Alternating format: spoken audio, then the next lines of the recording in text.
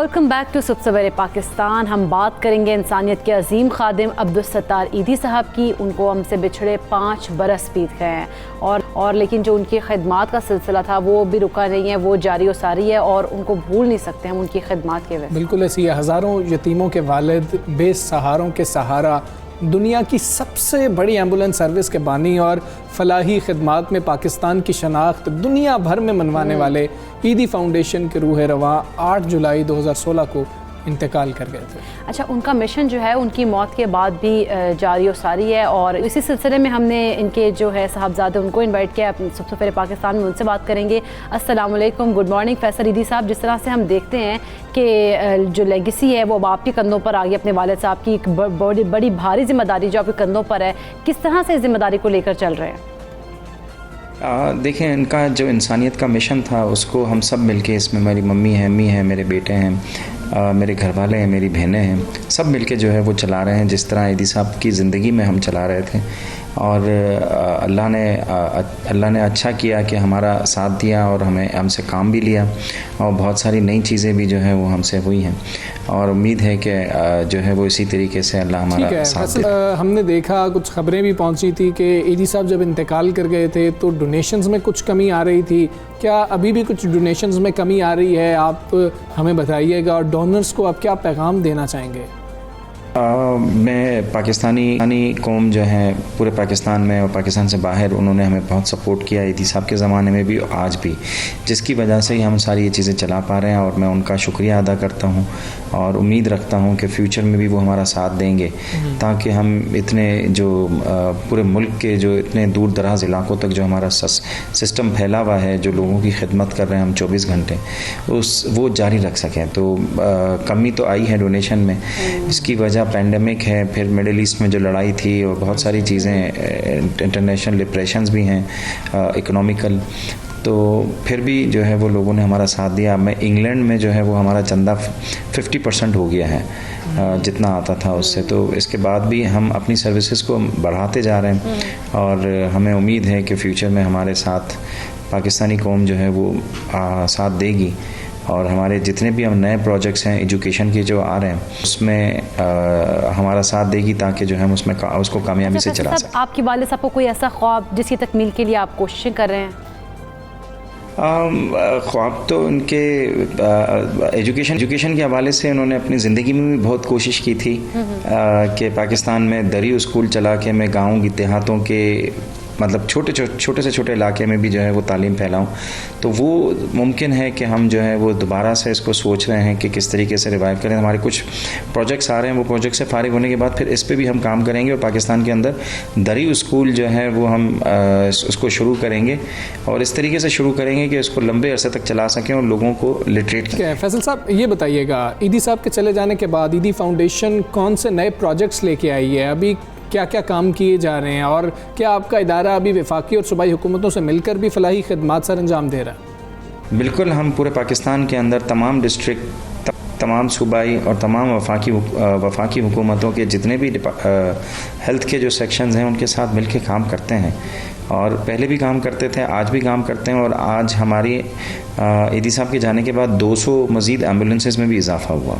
और ये अल्लाह का शुक्र है कि पाकिस्तानी आवाम का शुक्र है कि इन्होंने हम पे भरोसा किया और आज हमारा साथ देते हुए इसको बढ़ा रहे हैं। और हम एजुकेशन के जिसकी मैं बात कर रहा था, एजुकेशन प्रोग्राम्स की, वो पूरे पाकिस्तान के तमाम सूबों में हम इंशाल्लाह लेके जाएंगे और हमारा जो एम है वो है शॉर्ट कोर्सेज़ और टेक्नोलॉजी और टेक्निकल जो नॉलेज है उसको देहातों और विलेजेस तक जो है वो ट्रांसफ़र करना है और उनको इस काबिल बनाना है कि वो अपनी बहुत सारी चीज़ें बना सकें और वो डिपेंडेंट ना रहें। अच्छा, जिस तरह से हम देखते हैं कि जो ईदी फाउंडेशन है वो हर चीज़ में बढ़ चढ़ कर हिस्सा लेती है। अगर पैंडेमिक की बात की जाए तो आपकी फाउंडेशन ने किस तरह से काम किया, किस तरह से खिदमात सर अंजाम दी?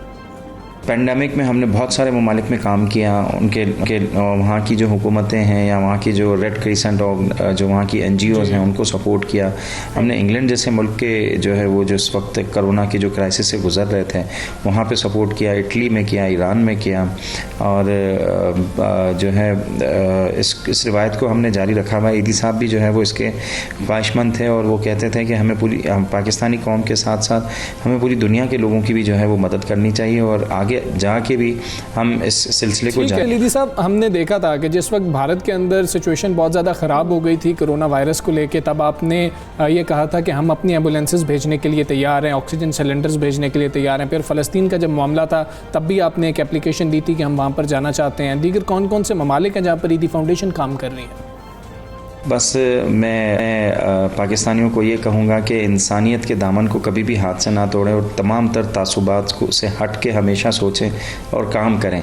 यही ईदी साहब का मिशन था और इसी को हम फॉलो कर रहे हैं कि हमें जो है वो हर चीज़ से बालातर होके लोगों की खिदमत करें। ठीक है, फैसल ईदी साहब हमारे साथ मौजूद थे, बहुत शुक्रिया आपका। और वो भी यही कह रहे हैं कि ईदी साहब के जाने से फाउंडेशन को भी नुकसान हुआ है। जिस तरह से डोनेशंस की बात कर रहे हैं, एक तो पेंडेमिक का भी उन्होंने अंदर जिक्र किया, लेकिन जो ईदी साहब के ऊपर एतबार था, एतमाद था, वो बड़ी कोशिश कर रही है इस वक्त भी ईदी फाउंडेशन। और जो लोग ईदी साहब की ज़िंदगी में ईदी फाउंडेशन की मदद कर रहे थे, मदद एक्चुअली हम तो वही कर रहे होते हैं कि जो अल्लाह ताला ने हमें दिया उसमें से कुछ हिस्सा निकाल कर उन लोगों के लिए दे रहे होते हैं जो शायद दुआएं दे सकते हैं, उसके अलावा तो और कुछ नहीं दे सकते। तो हम जितनी कोशिश कर सकते हैं हमें वो कोशिश करनी चाहिए। बहुत ज़्यादा काम है, जिस तरह से ईदी साहब के चले जाने के बाद भी इकरा हमने देखा है कि वो उसको बढ़ाते चले जा रहे हैं, तो यकीनन उनको इस खैर के काम के लिए डोनेशंस की ज़रूरत है। 50% जो है वो अब कमी हुई है, तो मेरा ख्याल है कि अब जो है अब क्योंकि पैंडेमिक की जब सूरत हाल वो भी बेहतर हो रही है,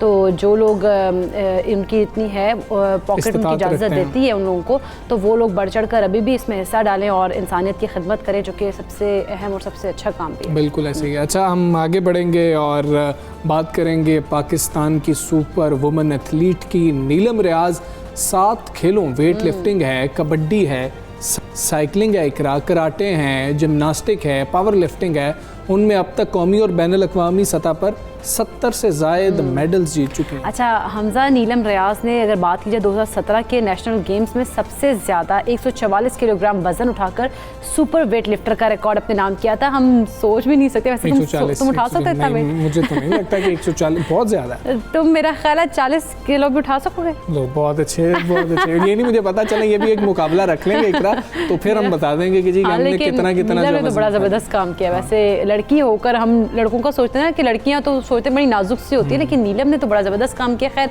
2019 की अगर बात की जाए तब भी नीलम की उन्होंने कहा कि उनकी शादी हुई थी और वो अपने ससुराल वालों की रजामंदी के साथ शादी के बाद भी खेल जारी रखे हुए हैं। कितना ज़बरदस्त काम कर रही हैं। खैर नीलम के जुनून का अंदाज़ा इस बात से लगाया जा सकता है कि शादी के अगले रोज़ वो नेशनल पावर लिफ्टिंग चैंपियनशिप में शिरकत करने पहुँच गई थी। ज़बरदस्त को भी बहुत क्रेडिट जाना चाहिए, इस सारी जो चीज़ें हैं उसका बड़ी अच्छी बात है। उन्होंने मतलब बेंच प्रेस की बात कर ली जाए, उसमें 60 किलोग्राम, अगर हम दीगर उनकी बात करें उसमें वो जी बहुत ज़्यादा वज़न। अब मैं ये नहीं बता सकता कि जी कि वो एक में 130 किलोग्राम उन्होंने उठाया। मुख्तलिफ कैटेगरीज में भारत में खेले गए कबड्डी के जो 2 वर्ल्ड कप है उसमें पाकिस्तान की नुमाइंदगी भी ये कर चुकी हैं और उसमें उन्होंने ब्राउन्स मेडल जो है वो अपने नाम किया था। और उसके अलावा उन्होंने कहा कि पहले से ज़्यादा मेडल्स जीत कर अपने मुल्क, इदारे और वालिदैन और ख़ास तौर पर उन्होंने कहा कि मेरे जो इन लॉज हैं उनके लिए भी मैं जो है ना फ़ख्र का बाइस बनी और मैं बनूँगी मज़ीद भी।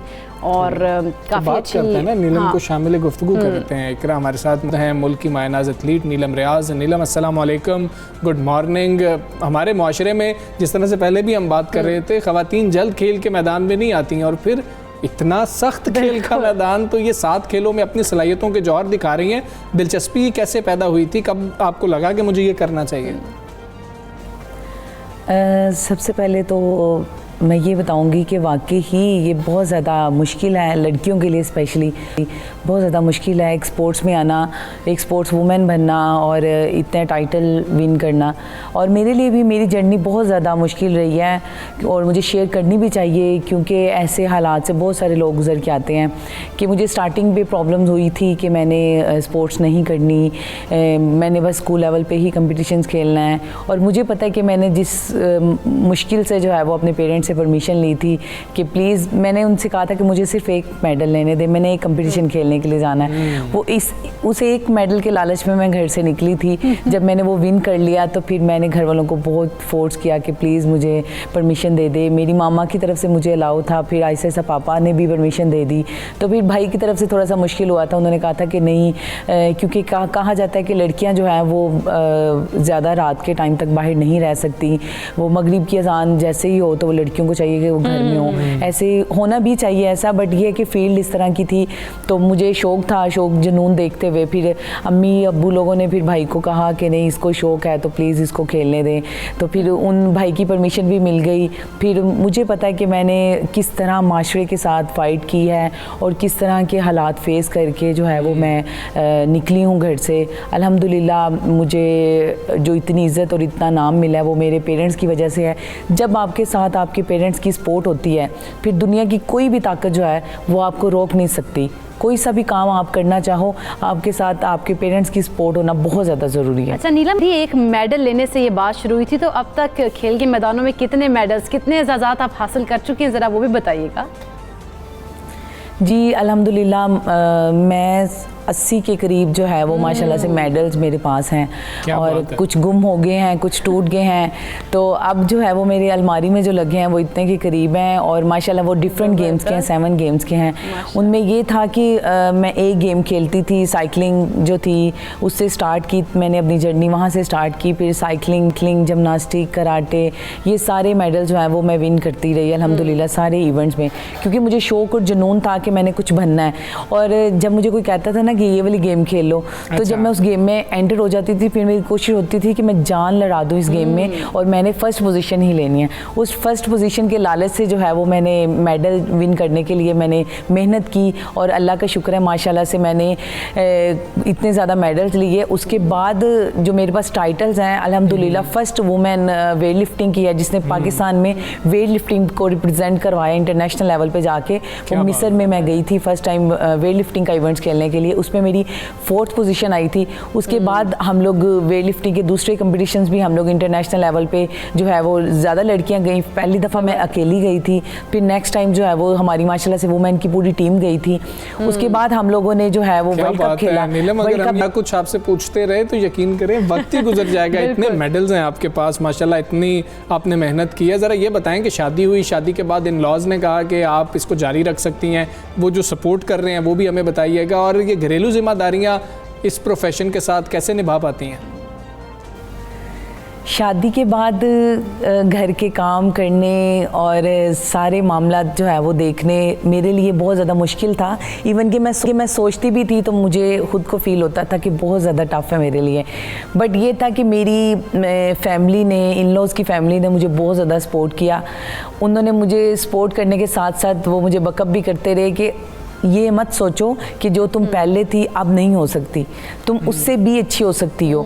जैसे तुम पहले मेहनत करती थी तो अब भी मेहनत करो तो तुम और अच्छी हो सकती हो। तो उन लोगों के ये वर्ड होते थे, मेरे फादर इन लोग के, मेरी फैमिली के, उनकी वजह से मेरा दिल करता था कि वाकई ही नीलम तुम मज़ीद अच्छी हो सकती हो, तुम दिल अपना छोटा मत करो। उनकी सपोर्ट की वजह से मैंने फिर दोबारा से अपनी बेटी के बाद ट्रेनिंग शुरू की। उस ट्रेनिंग के साथ साथ जो है वो मैं मेहनत करती रही। मेरे जो कोच हैं अवैस अकबर, वकास अकबर, उन लोगों ने मुझे इतनी मेहनत करवाई। उन्होंने मुझे कहा कि नीलम रियाज जो है ना वो इंशाल्लाह ताला शादी के बाद भी पता लगेगा, एक रोल मॉडल बनेगी कि ये नहीं होता कि जिन लड़कियों की शादी हो जाए, शादी के बाद उनकी गेम ख़त्म हो जाती है या उनकी एक्टिविटी ख़त्म हो जाती है। नीलम रियाज ने ये चीज़ साबित करनी है कि शादी के बाद ही तो लाइफ मज़े की शुरू होती है। अल्हम्दुलिल्लाह अब अपनी बेटी के साथ साथ मुझे मेरे कोचेस ट्रेनिंग करवा रहे हैं और इंशाल्लाह ताला मेरे घर वालों की सपोर्ट है। तो बेटी को किस तरह से टाइम देती हैं और जो आपके इन लॉज हैं वो कैसे सपोर्ट करते हैं आपको इस तमाम तर सूरत हाल में, क्योंकि इंटरनेशनल टूर्स भी होते हैं आपके? जी अल्हम्दुलिल्लाह आज अगर मैं इस प्लेटफॉर्म पे भी बैठी हुई हूँ तो मैं अपनी फैमिली के सपोर्ट करने की वजह से बैठी हुई हूँ। उन्होंने माशाल्लाह से मुझे इतना सपोर्ट किया और स्टिल कर रहे हैं। मेरे अब्बू मुझे कहते होते हैं कि अगर तो तुमने गेम करनी है ना तो दिल लगा के टका के गेम करो ताकि तुम इंटरनेशनल मेडल लेके आ सको। अगर तो तुमने नहीं गेम करनी, मेहनत नहीं करनी तो चुप करके घर बैठ जाओ।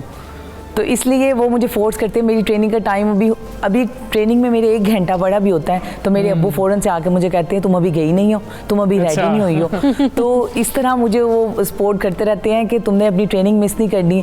खाने का जो है वो मुझे बोलते रहेंगे कि तुमने अभी तक ये नहीं खाया, ये चीज़ें पड़ी हुई हैं, तुमने ये क्यों नहीं खाई। मेरे लिए स्पेशली जो है वो हम लोग की जो गेम है हमारी वेट लिफ्टिंग की, उसके लिए हम लोग को बहुत ज़्यादा हेल्दी डाइट लेनी पड़ती है। उस हेल्दी डाइट में जो है वो हम लोग के लिए मीट आ जाता है, हम लोग के लिए चिकन जो है वो हम लोगों ने स्टीम करके यूज़ करना होता है, मटन जो है वो स्पेशली कहा जाता है। और अब्बू ने ये सारी चीज़ें ला के जो है वो फ्रीज़ कर दी हुई हैं कि मेरी बेटी को जो है वो किसी चीज़ की कमी ना हो।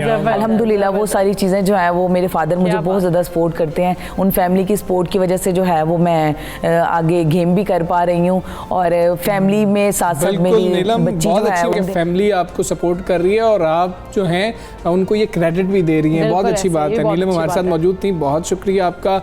और देखें अगर किसी भी टैलेंट को सपोर्ट किया जाएगा वो तभी सामने आएगा ना, हम रोक देते सामने आया। देखिए एक मेडल लेने से मैं कहती हूँ उन्होंने शुरुआत की थी कहाँ 80 मेडल्स। ज़बरदस्त ज़बरदस्त। खैर अब ज़रा क्रिकेट शायकीन की भी बात हो जाए क्योंकि वो बहुत ज़्यादा आज एक्साइटेड है कि आज का जो मैच है वो कैसा होगा। पाकिस्तान और इंग्लैंड आज पहले वनडे में आमने सामने होंगे और मैच जो है वो पाकिस्तानी वक्त के मुताबिक शाम 5 बजे खेला जाएगा। पाकिस्तान को इंग्लैंड के खिलाफ उनकी सरजमीन पर वनडे सीरीज़ जीते हुए अगर हम बात करें ना तो 47 साल बीत गए हैं और सीरीज़ में मेज़बान टीम को तीसरी पोजीशन बचानी है। उनको इसका चैलेंज दरपेश है क्योंकि हमें पता है कि उनकी पूरी टीम तकरीबन 9 खिलाड़ी ऐसे हैं जो पहले कभी इंटरनेशनल क्रिकेट ही नहीं खेले। बिल्कुल ऐसे ही। अच्छा जबकि पाकिस्तान की अगर बात की जाए ना तो इसमें वो 6ठे पोजीशन उनकी बरकरार है अगर इस रैंकिंग में बात की जिसमें इंग्लैंड को डर रहे। हाँ तो लेकिन कोरोना के बायस इंग्लिश टीम का जिस तरह से हमजा तुम भी बता रहे हो कि पूरा स्क्वाड तब्दील हो गया है। इंग्लिश टीम में तब्दीली के बायस ग्रीन शर्ट्स के पास अब इस टाइम गोल्डन चांस है कि वो सीरीज जीत ले। 47 ईयर्स का जो रिकॉर्ड है ना वो जो कायम किया है इन्होंने कि नहीं जीत रहे हैं उसको तोड़ें। अब लास्ट टाइम इंतखाब आलम की जो है क़यादत में पाकिस्तान ये सीरीज जीता था और अब हमें पता है कि हारिस सोहेल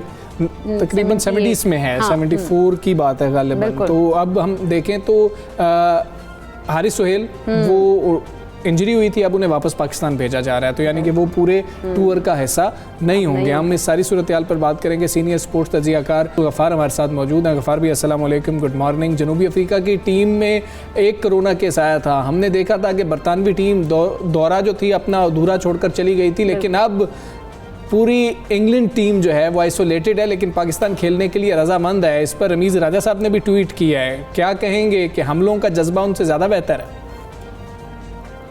बहुत बहुत शुक्रिया सबसे पहले आपका। और आपने ठीक मिसाल कोट की, बल्कि आपको याद होगा कि ऑस्ट्रेलिया की टीम तो आई ही नहीं साउथ अफ्रीका, लेकिन इससे बोर्ड के रिलेशंस खराब होते हैं। अब पाकिस्तान की जो पोजीशन है अगर आप देखें तो हमारे पास क्रिकेट नहीं होती तो हम मुतहम्मिल नहीं हो सकते इन चीज़ों के, क्योंकि अगर आपके इल्म है यकीनी तौर पर कि इंग्लैंड की टीम को इस साल पाकिस्तान का दौरा करना है। ना सिर्फ उनकी मेंस टीम ने जस्ट बिफोर वर्ल्ड T20 बल्कि उनकी वुमेन्स टीम ने भी आना है। फिर न्यूजीलैंड की टीम भी एक्सपेक्टेड है। तो आई थिंक पाकिस्तान की जो इस वक्त सिचुएशन है हमें तो सबके साथ कॉम्प्रोमाइज़ और अच्छे तरीके से ही ताल्लुकात बना के चलना पड़ेगा। और दूसरा अगर इंग्लैंड की मिसाल दें तो देखिए ये उनकी भी तारीफ कीजिए कि उनका जो प्रोसेस है वो सिर्फ आपको पता है सिर्फ 2 मैनेजमेंट के उनके अरकान के टेस्ट नॉर्मल टेस्टिंग में जो है वो पॉजिटिव आए। उसके बाद PCR टेस्टिंग करके उन्होंने प्रॉपरली ये जानने की कोशिश की कि कहीं और केसेस तो नहीं है, तो फिर 7 केसेस हो गए। तो उन्होंने फिर वहाँ के कवानीन के मुताबिक जो इंग्लैंड के कवानीन है स्पोर्टिंग जो उन्होंने बनाए हुए कि अगर एक केस आता है और क्लोज कॉन्टैक्ट है तो फिर आप सबको आइसोलेट कर देंगे। ये उनका एक ऑन प्रिंसिपल डिसीजन है। लेकिन आप उनकी बेंच स्ट्रेंथ तो देखिए कि उन्होंने 2 घंटे के अंदर बेन स्टोक्स को घर से बुलाया। उनके पास जो उनके कोच थे सिल्वरवुड वो आई थिंक छुट्टियों पर थे, उनको बुला लिया। उनकी पूरी काउंटी की टीम जो है वो उनकी आराम से बन गई। वो कि आप समझ लें कि 40-50% तक उसकी स्ट्रेंथ कम हुई है। पाकिस्तान के बाद बहुत अच्छा मौका है 1974 के बाद पहली मरतबा ये सीरीज जीत लें। लेकिन इस दोनों मामला तो कंपेयर नहीं किया जा सकता, क्योंकि वहाँ पर ऑब्वियसली साउथ अफ्रीका में जब इंग्लैंड था उनका जो रिलेशनशिप है बोर्ड के साथ या साउथ अफ्रीका सही तरीके से होस्ट नहीं कर पाया, दैट समथिंग एल्स। बट हमारी जो पोजीशन है मेरे ख्याल में हमें अभी सबके साथ माइस करके और इसी तरह फ्रेंडली होके और पॉजिटिव अच्छा अब्दुल गफ्फार साहब कितना गोल्डन चांस देख रहे हैं पाकिस्तान के पास इस वक्त, क्योंकि इंग्लैंड को तवील अरसे बाद उसकी सरजमीन पर वनडे सीरीज में हराना है? आई थिंक मेरे ख्याल में इससे बड़ा मौका शायद कभी मिला ही नहीं होगा। ये देखिए आप क्रिकेट की 100 साल से भी ज्यादा जो पुरानी तारीख है उसे पहली मरतबा ये हुआ है कि कोई स्क्वाड जो नेशनल टीम बिल्कुल। का, चाहे वो टेस्ट हो, वनडे हो, T20 हो, जो आपकी पहली चॉइस होती है, जिसके लिए सालों साल मेहनत होती है, आपके सारे सुपरस्टार्स होते हैं, हाँ वो जी। पूरी टीम ही तब्दील हो जाए, तो ये तो एक ड्रीम मोमेंट है पाकिस्तान क्रिकेट के लिए। गो के बाबर आजम ने कहा, वो उनकी बात ठीक है, कि हमारा जो स्ट्रेंथ है उसका अंदाजा उसी इंग्लैंड टीम के खिलाफ खेल के होना था जो उनकी फर्स्ट चॉइस टीम ठीक बात है। बट जिस तरह के हमने साउथ अफ्रीका को हराया, तो एक कॉन्फिडेंस मिलता है। देखें, बाबर और उनकी टीम के लिए भी बड़ा जरूरी है कि अगर वो साउथ अफ्रीका के बाद इंग्लैंड को चाहे 2-1 से हराएं, 3-0 कर दें, बट अब जीतना जरूर पड़ेगा, क्योंकि ये भी अब अलग प्रेशर आ गया मैं समझता हूँ पाकिस्तान बिल्कुल टीम ऐसे पर, ही है। कि अब आपको जीतना ही है, क्योंकि जी उनकी बी टीम आ गई। हालांकि वो इतनी बी टीम नहीं है, वो अच्छी खासी उसके अंदर जो है ना वो एक क्वालिटी मौजूद है और एक्सपीरियंस भी है थोड़ा बहुत, और ऑब्वियसली यूथ हैं तो कुछ करके दिखाना भी चाहेंगे। बट मेरे ख्याल में मेरी जो क्रिकेट के कवरेज मैंने की है 10, 12, 14, 15 साल जो हो गए, इसी अपॉर्चुनिटी पाकिस्तान इससे को बड़ी मिली अपॉर्चुनिटी नहीं और पाकिस्तानी टीम को मिल सकती थी। गफार भाई, कॉम्बिनेशन क्या होना चाहिए? टीम कॉम्बिनेशन किसके साथ जाना चाहिए? सीम बॉलर्स को कितना फायदा मिलेगा? देखिए, कार्डिफ में और जहाँ ये मैचेस हैं वहाँ पे बहुत बारिश की पेश गोई भी है। अब साउथ अफ्रीका के खिलाफ जो सीरीज हम जीते थे वनडे, वहाँ पर आपको याद होगा कॉम्बिनेशन की अगर मैं बात करूँ तो इमाम उल हक जो है ओपन कर रहे थे, वहाँ पर फ़खर एज ओपनर के साथ थे, बाबर नंबर 3 पे थे, रिजवान 4 थे। बट अब यहाँ पर जो है वो हारिस सोहेल अनफिट हैं, तो लगता है कि सोहेब मकसूद या सऊद शकील को चांस मिल जाएगा। इसी तरह आपके ऑलराउंडर्स में फ़हीम अशरफ हैं, नवाज हैं, शादाब हैं, जो कि मेरी ज़ाती राय में उस्मान कादिर को खेलना चाहिए। बट आपके पास चूंकि जो ऑलराउंडर्स वाली कैटेगरी मुझे लगता है उसी को देखा जाएगा। बॉलर्स तो आपके पास अच्छे हैं, हसन अली और शाहीन वर्ल्ड क्लास बॉलर्स हैं, और आप हसनैन को या हारिस जो रऊफ है उनको आप खिला सकते हैं। सो टीम अच्छी खासी है, लेकिन प्रॉब्लम सिर्फ 2 जगहों पे आ रहा है। एक, आपका जो बैटिंग की डेप्थ है वो अगर आप से कम बढ़ाते हैं तो बॉलर्स आपके कम हो जाते हैं, बॉलर्स बढ़ाते हैं तो आपकी बैटिंग थोड़ी कम होती है। उसकी बुनियादी वजह क्या है? आपको जो टॉप 6 है, इंक्लूडिंग बाबर, फ़खर, इमाम, सऊद शकील, सोहेब मकसूद, रिजवान, ऑब्वियसली रिजवान तो विकेट कीपर है, बट बाकी कोई भी ऐसा नहीं है जो बॉलिंग कर लेता हो, जो आपको एक एडेड 5वां 6ठा बॉलर वाला एलिमेंट दे। तो ये एक प्रॉब्लम जरूर है। पाकिस्तान टीम का बैलेंस थोड़ा सा वनडे क्रिकेट में ठीक नहीं है, और अच्छा, परफॉर्मेंस भी अब्दुल इसलिए गफ्फार थोड़ी साहब, अप एंड बाबर डाउन। आजम से क्या एक्सपेक्टेशंस हैं? क्या कारकर्दगी उनकी होगी? क्या उन्हें अपना रन रेट जो है बेहतर करने की जरूरत है? देखिए, वनडे में तो स्ट्राइक रेट की इतनी वैल्यू नहीं है, क्योंकि वहाँ पर आपको पूरे 50 ओवर खेलने होते हैं। T20 में यकीनी तौर पर है, और मेरे ख्याल में उनको थोड़ा सा बेहतर खेलना चाहिए, ठीक है, और खेल भी सकते हैं, बहुत बड़े प्लेयर हैं। मैं अगेन ये कहूँगा कि बाबर के इर्द गिर्द पूरी पाकिस्तान की टीम घूमती है, अब तो वो तीनों फॉर्मेट के कैप्टन हैं, तो हमें जहाँ तक कोशिश हो उनको सपोर्ट भी करना चाहिए, बिकॉज ये बहुत ज़रूरी है, वरना तो फिर बिल्कुल ये सारा मामला जो है ना वो तितर बितर हो जाएगा। तो आई थिंक वनडे में तो इतनी ज़रूरत नहीं है। वनडे जो 3 आए हैं, बाबर रिलैक्स होकर खेल सकते हैं, बल्कि मैं तो बतौर क्रिकेट फ़ैन या पाकिस्तानी फ़ैन या जर्नलिस्ट कहने मैं चाहूँगा कि बाबर बड़ा स्कोर करें। ठीक है, हम भी यही चाहते हैं कि बाबर बड़ा करें। करें। गफार भी बहुत शुक्रिया आपका, सबसे पहले पाकिस्तान से आप बात कर रहे थे। कल इंशाल्लाह फिर आपसे मुलाकात होगी। अभी हमें इजाज़त दीजिए, अपना अल्लाह बहुत हाफ़िज़। ख्याल रखिए। अल्लाह हाफ़िज़।